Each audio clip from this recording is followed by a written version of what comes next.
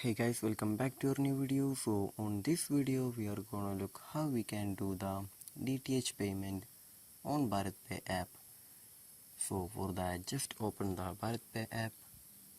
So after opening the app, here we just need to go to the profile option on the top left corner. Just tap on the top left corner.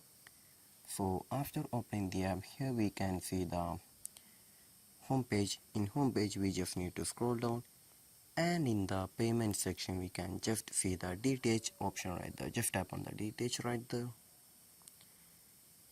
and choose whichever DTH provider that you need to recharge. After that, choosing your DTH, after that we can choose the payment section, and after that recharging that we can just do the DTH payment on Bharatpe app. So this is how you're gonna do the DTH payment through Bharatpe app. So I hope this video was useful for you. So just do like, share, subscribe to our channel. Thank you.